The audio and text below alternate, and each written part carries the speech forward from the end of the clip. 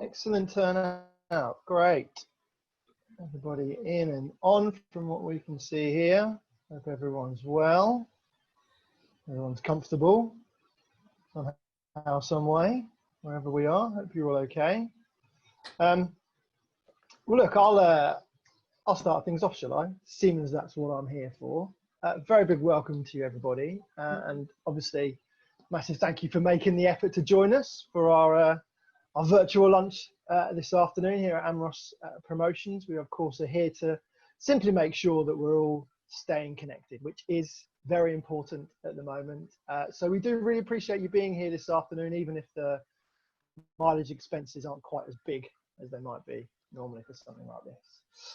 Now, before we get underway with this afternoon, if you're a Zoom novice, I would say at this point that to get the sort of best experience out of today's lunch, obviously have a drink handy, whatever it may be, hot, cold, alcoholic, non-alcoholic.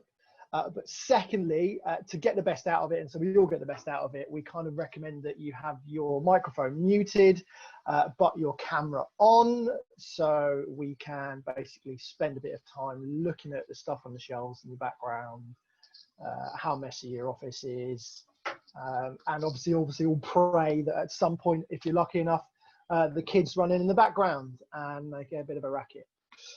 But do, above it all, put yourself on speaker view. That's definitely the best way to enjoy what we've got this afternoon. So make sure you're on speaker view instead of gallery view. We'll kind of nip back to gallery later. But for the rest of the time being, if you can get yourself on the speaker view, that would be perfect. So today, for our Staying Connected lunch, we are bringing you two speakers and, of course, your chance to get involved as well, seeing as these virtual lunches are the nearest we can get to the normal lunches whilst the mass gatherings are not allowed. Obviously, we're trying to do everything as close to what we would do normally, except here there is no lavish three-course lunch, although if you're like me, your waistline's probably okay with that after the last few weeks. It's our second virtual lunch this afternoon. We are aiming to put on a few more to ensure that we can stay connected. So Neil will have more details on those at the end. Our lunch today is sponsored by MFG Solicitors, and representing them today is Sam Pedley, who's a partner in the commercial team. He'll be up and first to speak shortly. I should say, if you've got any questions for any of the panel this afternoon, then please do it via the chat. Make sure you stick something up during the lunch. We do ask, there's a slight bit of formula to it. Simply let us know who the question's for, who it's from, and of course the company you're from as well. So I'd say, hello, it's Rich Hurst here from giftedgab.co.uk. My question is for Neil Betteridge, and it's, how come you haven't posted me a three-course lunch to have whilst doing this?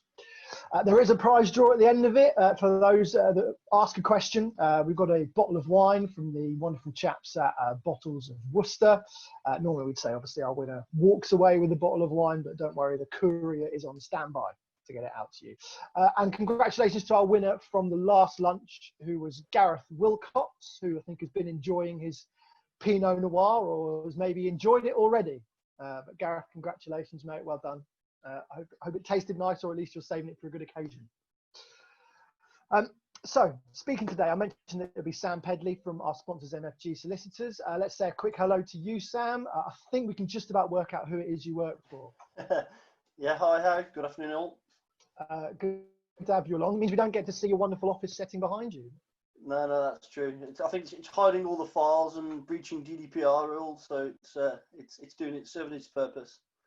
Okay, right, got you. Good stuff. And of course, our main speaker this afternoon, we are absolutely chuffed to have him with us, Matthew Hoggard. Afternoon to you, sir, and thanks for getting the towel out. It's the dog. It's the dog blanket, not the towel. Okay, and right. It's covering a shed load of utter crap behind me. All right, well, look, we appreciate that effort as well, and of course it's ace for you to be here as well, so thank you for that. And I've noticed that Gareth has just popped on the chat that he's saving his Pinot Noir for tonight.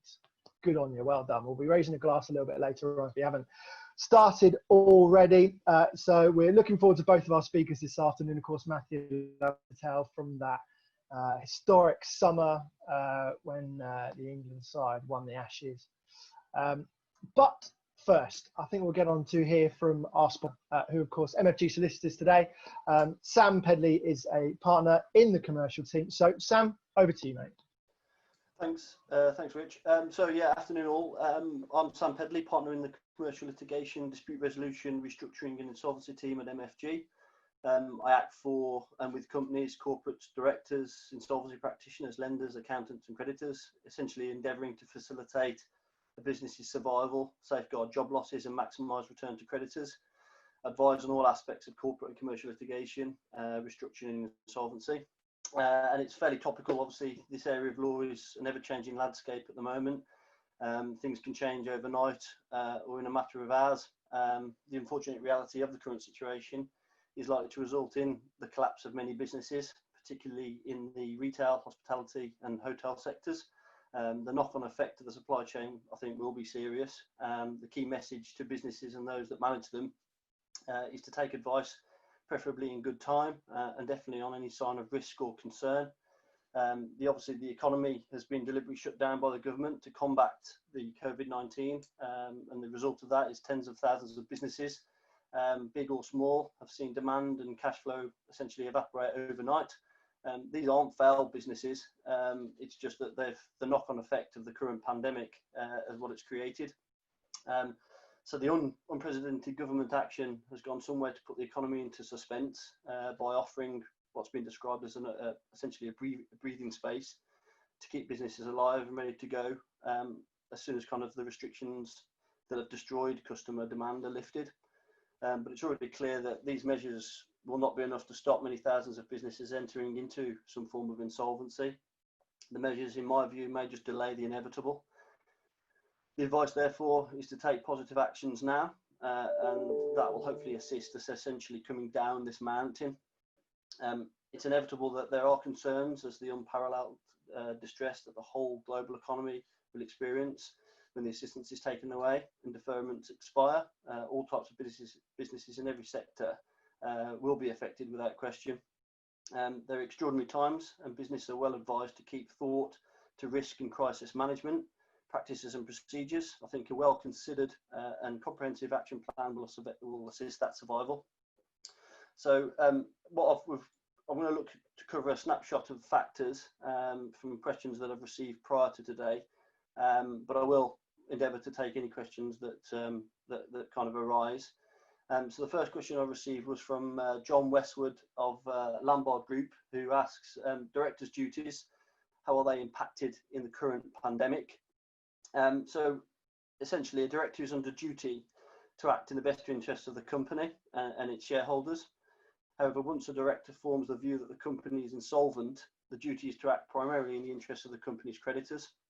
So if a director allows a company to incur liabilities when they know or ought to have known that there is a reasonable prospect of the company avoiding insolvency, then they may face personal liability to essentially reimburse the company for the losses sustained for the benefit of creditors, and or potentially significantly a disqualification as a director. Such claims are usually brought using evidence obtained with the benefit of hindsight. So many businesses have run into serious financial problems almost overnight, whatever sector they operate in. And so whilst the government has laid out various initiatives to try and counteract those problems, and no doubt there will be more, businesses and those that operate are well advised to try and act now. So from preparing cash flow forecasts, supported by an insolvency expert where necessary, to reviewing contracts, being familiar with those contractual terms, obligations within contracts, contractual duties, what happens in times of breach, and more significantly, if one of those parties enters into an insolvent event. So staying in touch with suppliers and being familiar with the insurance policies in those contracts will be sensible. And additionally, undertaking actions now and keeping decisions and actions documented will assist when any criticism is made as to the conduct of the business and the directors themselves. So second question I've had from, we've already mentioned the wine connoisseur Gareth Wilcox from Opus LLP, and he asks, how much impact do I think the suspension of wrongful trading will realistically have, given the continuance of their duties and remaining provisions under the Insolvency Act? So Gareth, just to answer that, I'm going to try and give some context, and knowing that you're an insolvency practitioner, you probably know these already, but just for the benefit of those who don't, you need to bear in mind what is it or when will a company be deemed insolvent? So there's two current tests: the cash flow test, company is likely to be insolvent on the basis that it cannot pay its debts when they fall due, or the balance sheet test, when essentially the liabilities of a company outstrip its assets. So noting those tests, if either is established, then there are consequences if a company continues to trade while technically insolvent. So directors should be aware of their legal principles. Wrongful trading, as Gareth mentions, where the business continued to trade at the time when the directors knew or should have concluded that there was no reasonable prospects of that company avoiding an insolvent liquidation, and they failed to take every step reasonably possible that could have been expected of them to minimise that loss to creditors.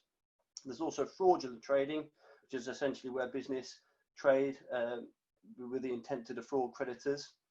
And to establish this, all that's required is that the company continued to act as a business and incurred debts at the time when there was, to the knowledge of the directors, no reasonable prospect of that debt getting paid. And this is a serious criminal offence, punishable by a fine or imprisonment. So the duties on a director continue even in these exceptional circumstances. So the duty of acting in good faith and in the interest of those companies essentially prevails.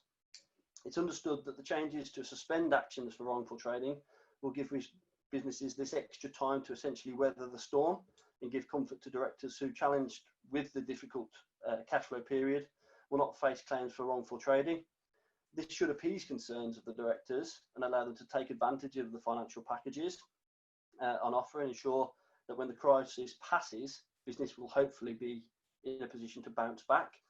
So these new provisions apply retrospectively from the 1st of March 2020. And that said, businesses and their directors must ensure that they comply with their ongoing duties.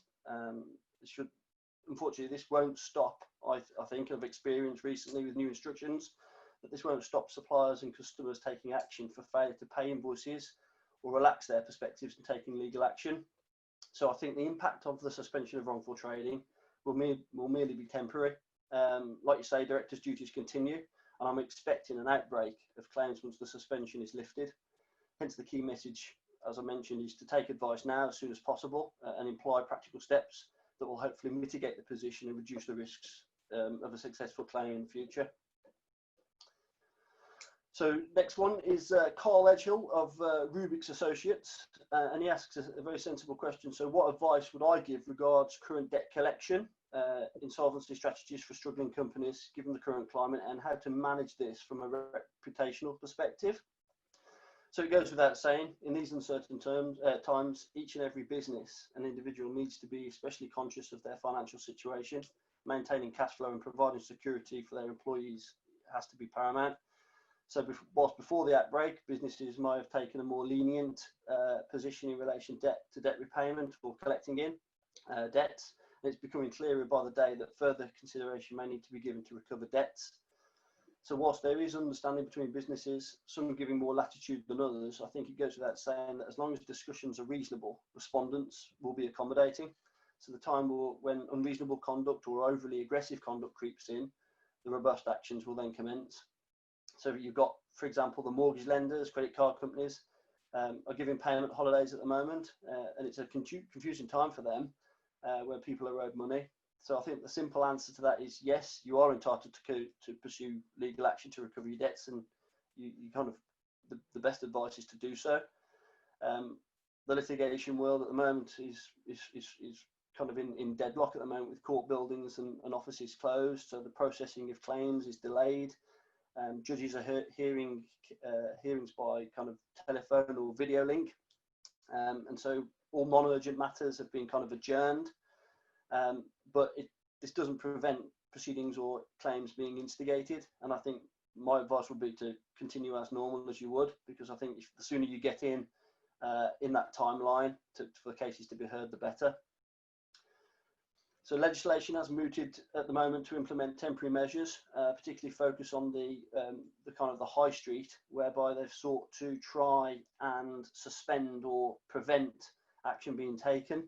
And this is again to essentially provide that breathing space. The difficulty at the moment is there's been cases whereby those restrictions should only be imposed on a debtor where their excuse for non-payment is directly arising out of the COVID-19. So, for example, my advice that I've given to numerous clients this week is that if they have the ability to pay, they should.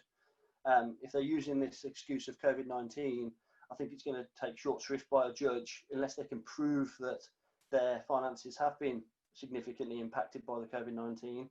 Then I think a judge may assist them, but again, it's still a risk. Whereas if they just use it as an excuse, I think they're just going to get, the judge is going to turn down their position and grant for the claimant.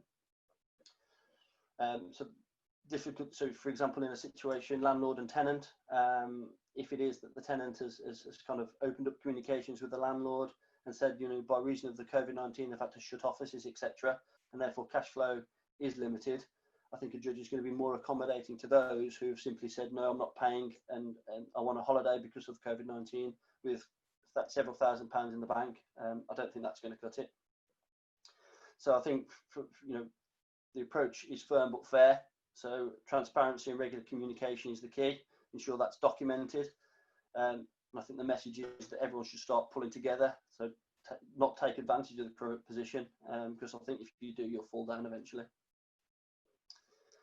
And the final question I've had is from our own Elizabeth Armstrong at MFG, and she asks, as lockdown restrictions begin to ease over time, what are my concerns, if any, as the country starts to move forward? Well, I think enforcing the lockdown was essentially the easy part. The message was quite clearly stay at home. So getting people to understand and adhere to far more complex, eased restrictions is going to be the major test. There's a variety of concerns this week, getting people back to work safely, and retailers, how do they ensure that safe steps are taken to ensure social distancing in their shops? Restaurants rethinking seating plans and how their kitchens operate. Offices with open plan layouts, construction sites, how they make sure that they are operating in a COVID safe environment. Suppliers, how they deliver goods and services safely in line with the government guidelines. Schools rethinking how they operate.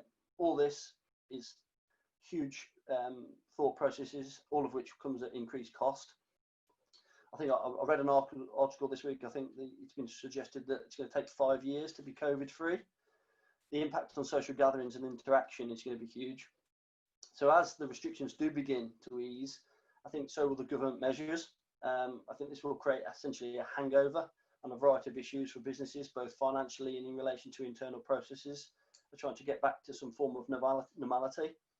Matters have been frozen on a temporary measure, and I think, for example, VAT payments, other payments and overheads, and they're just merely suspended. They're going to have to be paid eventually. So I think the planning that businesses can take now will hopefully reap benefit further down the line. The current lockdown, although hitting the disadvantages communities hardest, applied equally to everyone, but that won't be the case when these measures are eased. Some people will be able to get back to work, some won't. So the management of this transition is crucial. If you have perceived unfairness, this can lead to undermining of trust and resentment and ultimately lack of adherence. So the key is the communication, and that's from management to employee, government to the public. So rather than just laying out rules, I think the government needs to explain the underlying principles so people can try and apply them to their own situation. Just as you can't police how many jogs everyone goes on each day, it won't be practical to really enforce eased lockdown rules. So their success will be largely dependent upon the public accepting them.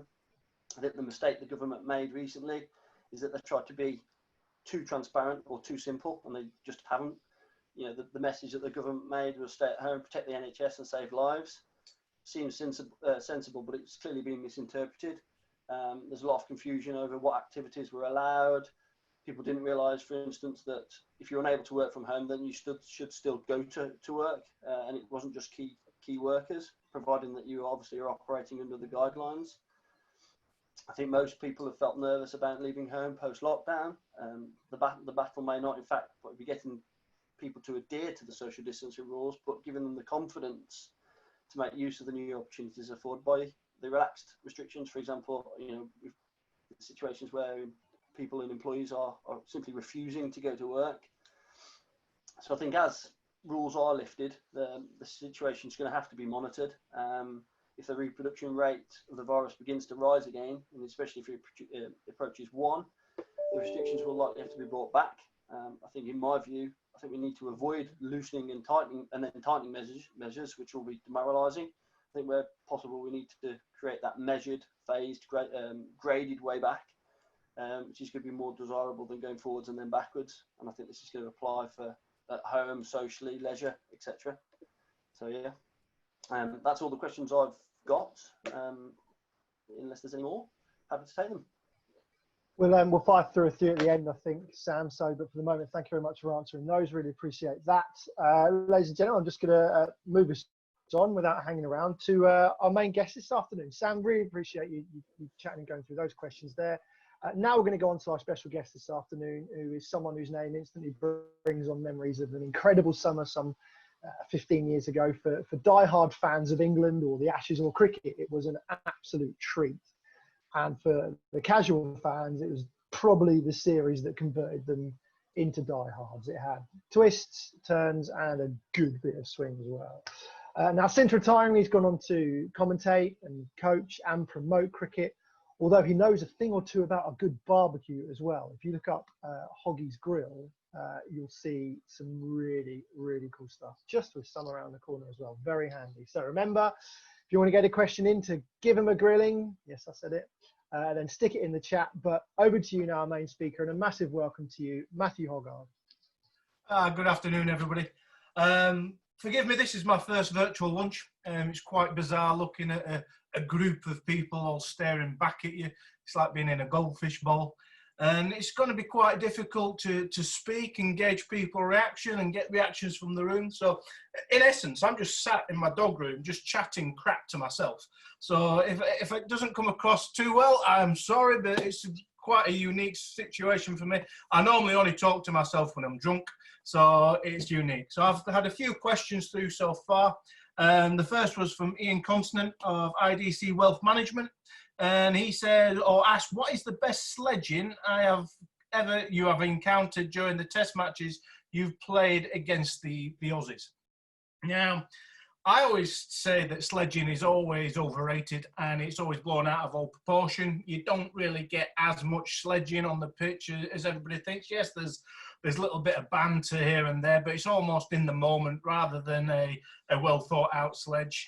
We've all heard of Andrew Flintoff's sledge against Tino Best about man the windows.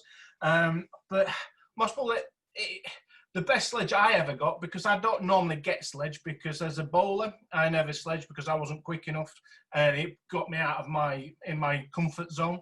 And as a batter, I never lasted long enough to get the bowlers to sledge me. So I never got sledged too much.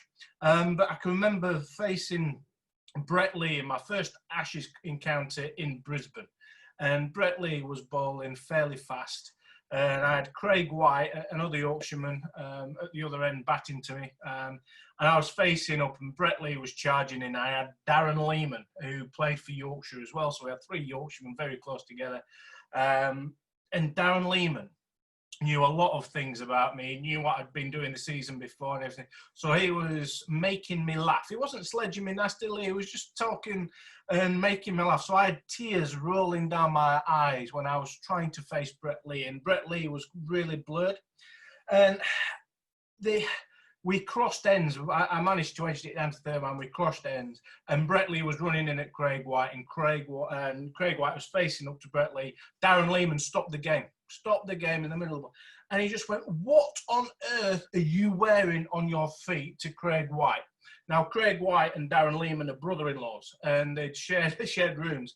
And he went, "They're my kin shoes that I've been looking for the last 6 months. You went into my wardrobe and stole my shoes."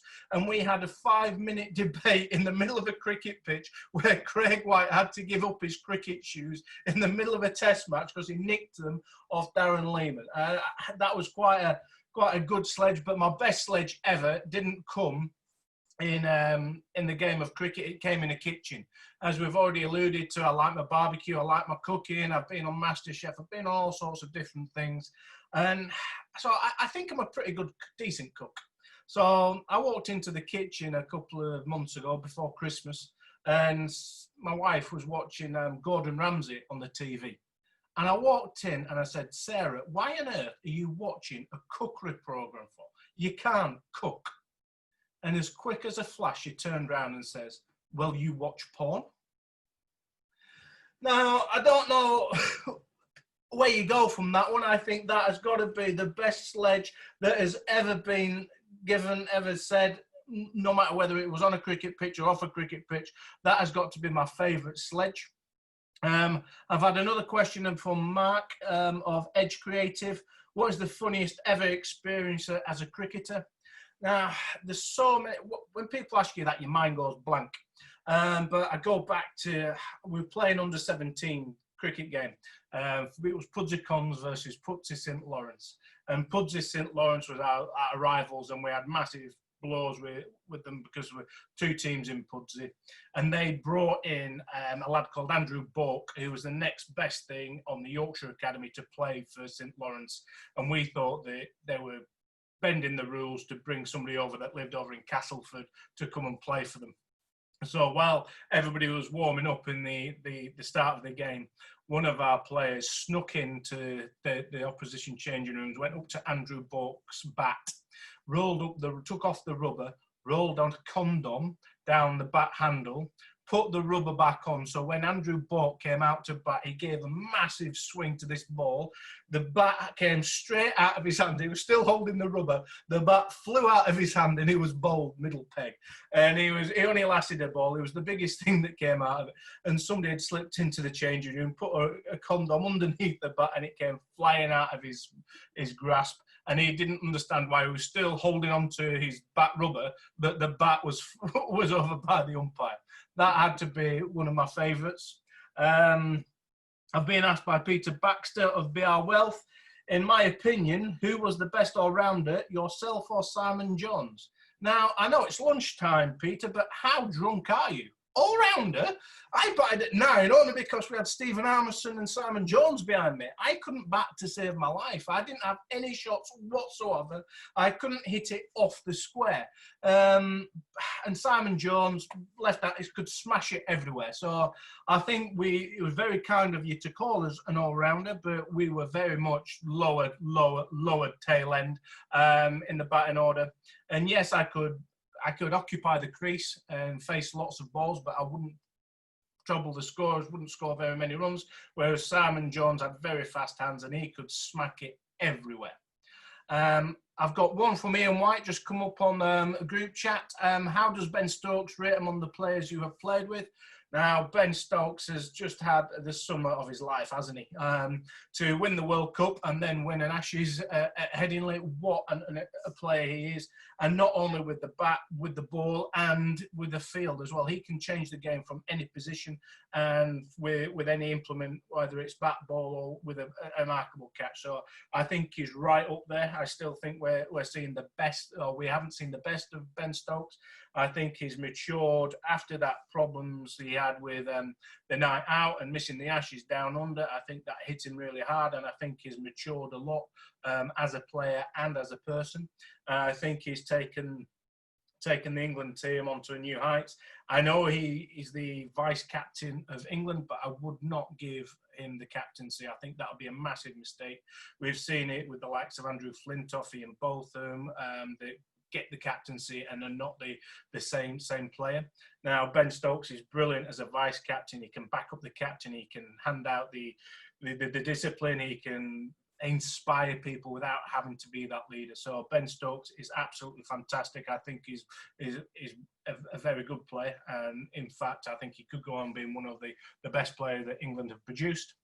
I've had another one from Neil. Obviously it's his party and he can ask what he likes, so he says I've got to answer this whether everybody wants to hear it or not. So thanks, Neil. And he asked, what do you recall from the visit to number 10 the day after the Ashes win? Now, 2005, it was a brilliant series. It ebbed and flowed. We were on the front pages, back pages, middle pages of all the newspapers. We were the first thing on the news. So we were under a lot of pressure. So after we won the Oval, and it was the first time in 19 years since we'd won the Ashes, we thought we'd let our hair down a little bit. So we stayed in the changing rooms and had a little drink. We then went out into London, some of us still in our whites. We got back to the hotel at about 15:15. The ECB, in their wisdom, thought it'd be a brilliant idea to put on an open-tour bus ride around London that morning. So we had to go upstairs, get changed into our number ones, downstairs for breakfast. The hotel, in their wisdom, thought it'd be a brilliant idea to put on a champagne breakfast. So we stocked up on our alcohol levels at breakfast. We thought there were going to be 2 men and a dog to go out and watch an England cricket team go around the streets of London. How wrong we were. It was absolutely ram-packed everywhere where we went. It was 5, 6 people deep along all the streets, people hanging out of the windows, out of doors. Our first stop was Mansion House to meet the then Lord Mayor of London, Mr. Ken Livingstone. And to greet us was the High Sheriff. Now, the High Sheriff had come dressed up. He had black shoes on, silver buckles, long socks, dagger, silly little trousers, roughly white shirt, gold chain, red jacket, hat with a feather sticking out. He looked $1 million.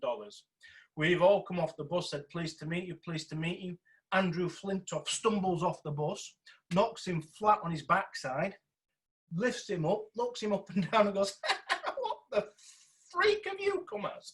So we get ushered inside Mansion House fairly quickly. There's white wine, there's red wine, there's bitter, there's lager.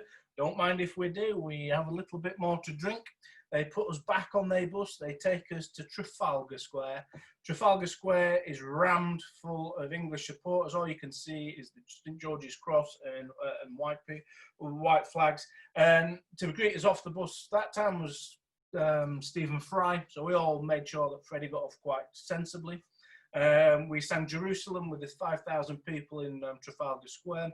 Andrew Flintoff gives the most incoherent interview I've ever heard live on Sky Sports with Stephen Fry. They then put us back on the bus. They take us to 10 Downing Street. We go straight through 10 Downing Street, down into the garden.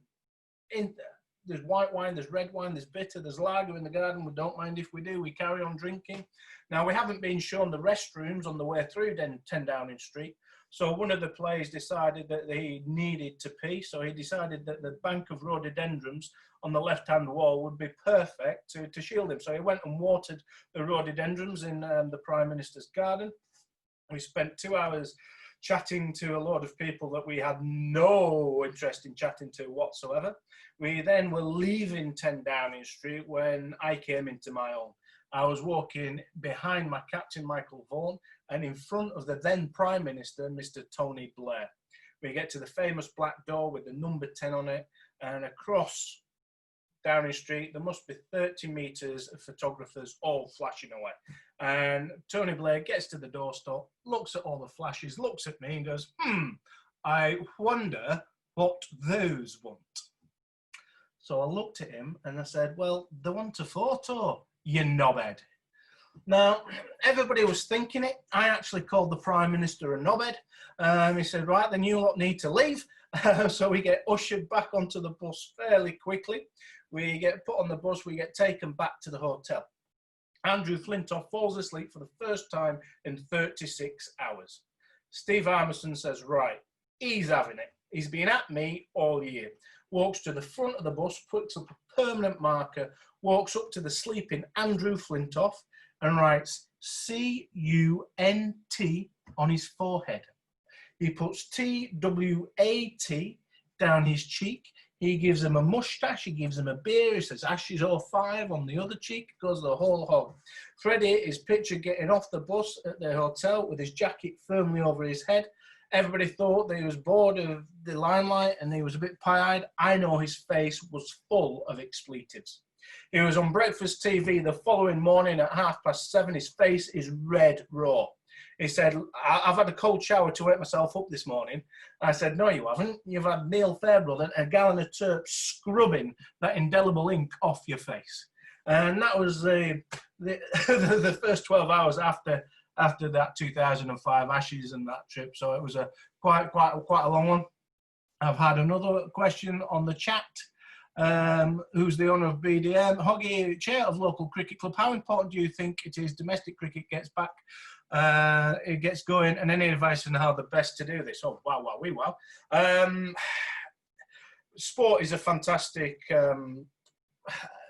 pressure valve, isn't it? Everybody misses the sport. It is a brilliant recreation for any youngsters to go out and be able to do it. It's also a great relief. It's better than you say. It's like war. People go out, express themselves, and have a release. And I think everybody's missing that. You see how well or how much golf has been missed. We open the golf courses on Wednesday, and how many people are out there playing golf. Yes, I think cricket has to, well, sport in general has to be integrated back. But again, I'm not a scientist expert that specialises in infectious diseases, and I think we have to bear in mind that this isn't just a measure just for the fun of it. It is a measure because people are dying, and a lot of people are dying.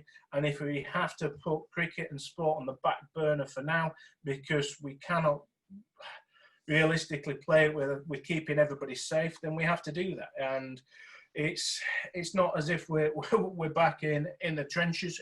We are being asked to stay safe, stay at home. We've got the internet. We've got open spaces ourselves. There's a lot of things that we can do now that our ancestors can't. So if it takes another couple of months and the cricket season's wiped out and we can't play any cricket, then so be it. I think the health of everybody in the country and worldwide is more important than the game of cricket. So that is my political view, my honest opinion. But yeah, that's where I stand. We have to listen to the experts.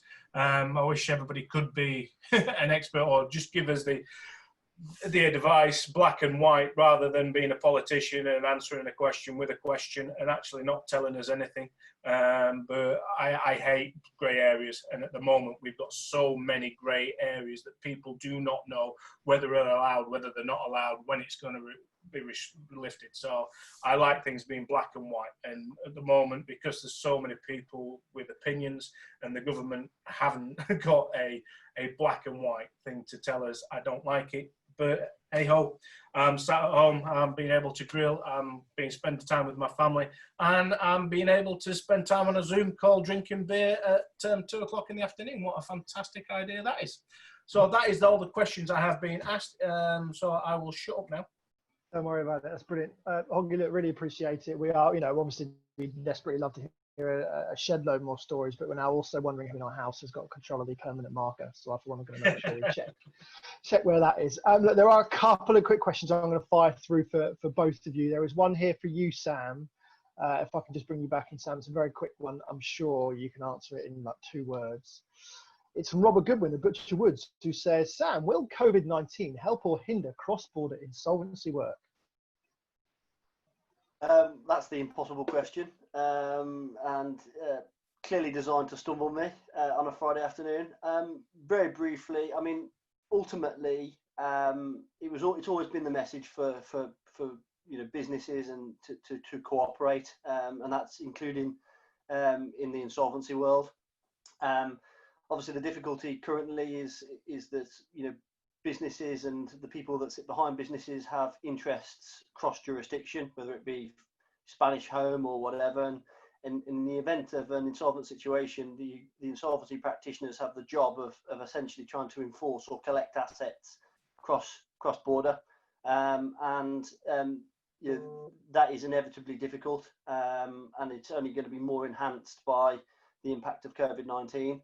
And so I think, again, the message is that, people to cooperate. So it's in different jurisdictions. We've got some wonderful, sophisticated judges and senior advocates who've worked wonders in stretching boundaries and tearing down barriers in previous cases.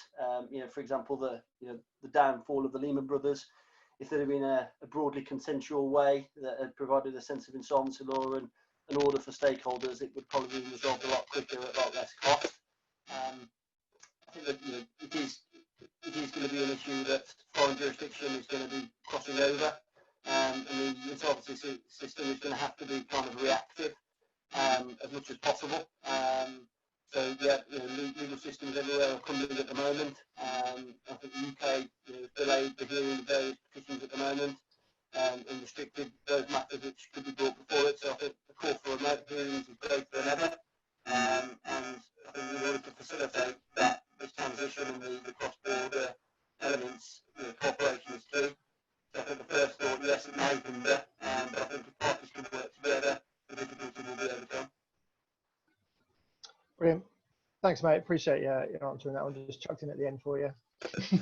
Not quite a full, quick answer, but there you go. All right, thank you. And Hoggy, I'll try and make this one as quick as possible because there is one more, but I want to know how different lockdown is to being on tour with the likes of Freddie, KP, and Steve Armours.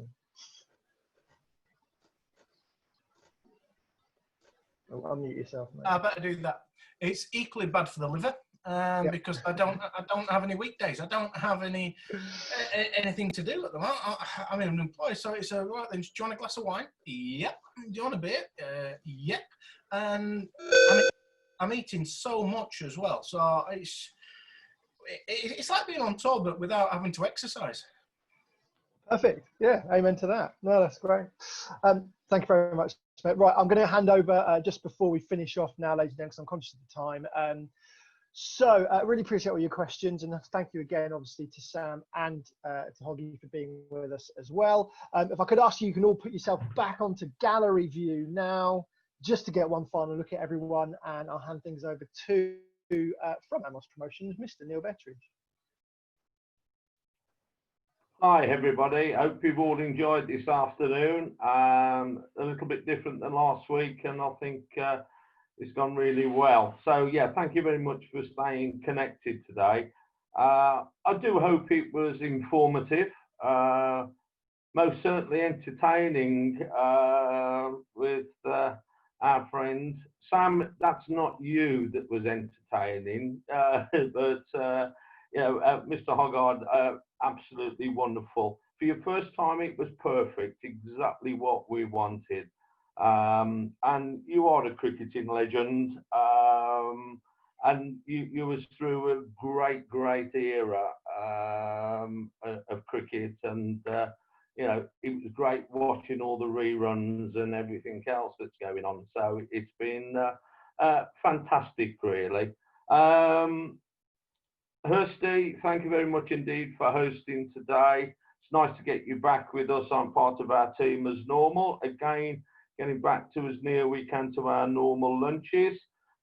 Jack Cautry, who hosted last week, but we sacked him, and we've put him behind the scenes doing all the production and doing whatever. I could do it really, but it's best to let the youngsters do it, because I think they know a little bit more than me. But it was great. I mean, this is our second one. We're going to carry on doing these every other week until we'll get back to live the best we can. You know, there's things afoot that we've got ideas of, you know, where we might be sending out bottles of wine to people who sign up and whatever, make it a proper afternoon. And it could go on for a few hours, Mr. Hoggard. So, yes, yes, why not? Let's have a 2-hour drink. Yes, we'll have a good drink for that. So, yeah, I mean, on the back of our first one last week, we've got 2 inquiries from companies who are looking for us to deliver for them virtual events for their own clients. So we'll put our hat out there if anybody else is interested in promoting their services and wares to direct to their clients virtually. With the team that we've got together now, I think we can put together a very good event. There's some things we still want to add for our next event, which is in 2 weeks' time on the 29th. Timings will be the same, always 2 o'clock. That particular lunch is sponsored by IDC Wealth Management, and we have got a Black Country footballing legend, Sky Sports pundit in the football world, Don Goodman, who also does impressions, and he's also very good. That's enough from me. Thank you all again for attending. All I'll say is cheers, everybody, and stay safe. Thank you very much indeed. Cheers, guys. Cheers.